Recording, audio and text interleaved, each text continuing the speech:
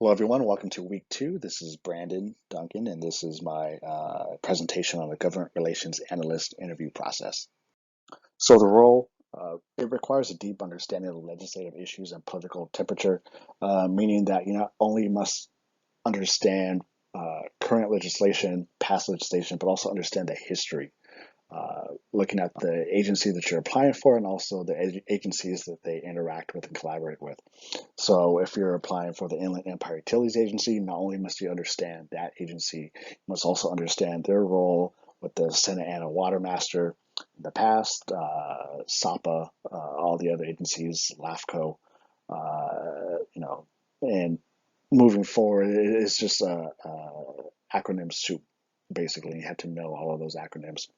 And then, especially at that agency, you have to know their current plan and the future plans for the Chino Basin water project. And it's going to be a 25-year plan, and it's involving numerous water districts and agencies within the Southern California region and also the Northern California region, and it's affecting other agencies out of state. And because of this, there's an emphasis on networking, critical analysis. There's going to be frequent travel involved to and from Sacramento for lobbying purposes to meet with legislative officials, and also requires frequent presentations and attendance at speaking engagements, water industry conferences, board presentations, and all of that.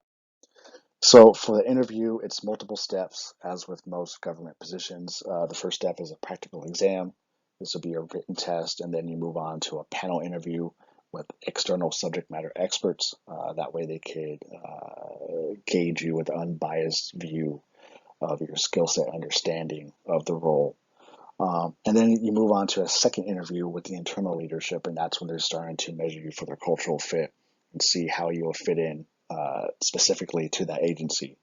And you may be required to create a presentation to mimic something you would present to the board of directors at the agency or to present at a water industry conference.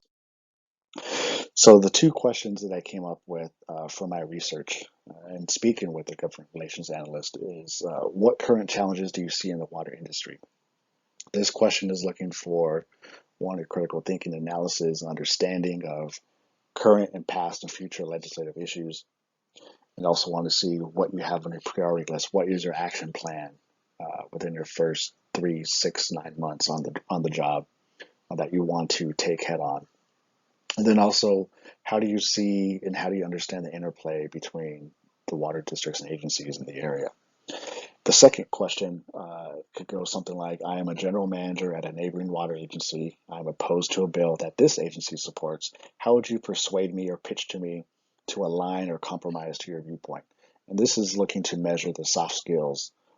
It's one thing to understand the technical, scientific side of things, but then they also want to see, okay, government relations analyst, they want the analytical part, but where does the relations part come in? They want to see how you could, one, maintain positive working relationships with other people in the area, but also maintain the agency's vision and fulfill its values and goals.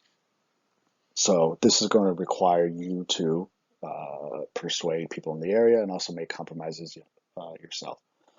They also want to see whether you take things from a personal viewpoint or whether you're coming from a place where you're placing the agency first. And I find these questions to be different than the samples we were given because the samples are more behavioral based questions and these questions are more trait based, characteristic based, and preparation based questions.